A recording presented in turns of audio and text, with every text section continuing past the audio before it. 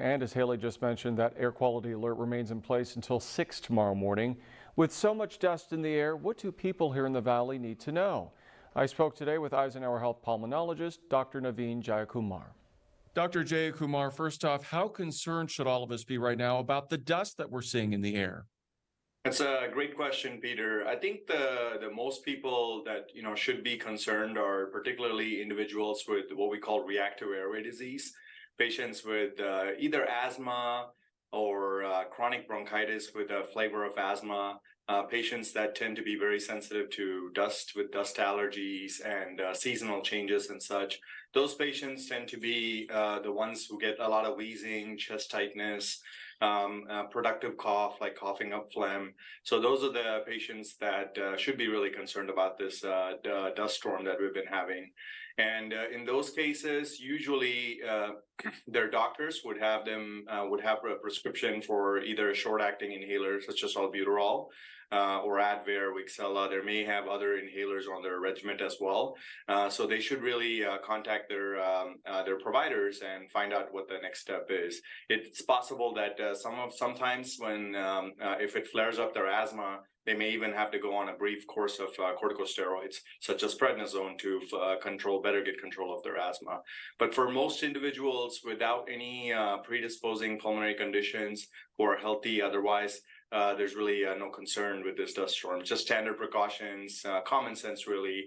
You obviously wouldn't walk into a storm of dust sitting in front of you, so just kind of take adequate necessary precautions. And if you are really concerned about any kind of flare-up of asthma, then just a simple face mask should suffice. So for those of us who don't have asthma or are not immunocompromised, do you recommend that we do anything differently when we're outside, when it's a typical dusty day like this? Do we need to wear masks when we're outside, for example, or stay indoors as much as possible? What do you recommend? I think visually, if you see a very thick cloud, I call it the desert fog. If you go out there and you see a dust storm, and if you personally are sensitive to dust, then I would recommend just a simple face mask or just waiting home until the dust settles if that can be avoided. I think standard precautions should be sufficient, but there's really no concern. I'm curious, you mentioned the desert fog, and it seems like this is something we've been seeing more frequently. Are there any long-term effects from breathing all this dust on a regular basis, even for those of us who don't have breathing issues? Yes, certain people, if even like these are the patients that have kind of mild reactive airway disease, they may not have a formal diagnosis of asthma. They may have minimal allergies. So repeated exposure to dust and flare up of their allergies can present like asthma. So some patients develop what we call adult onset asthma.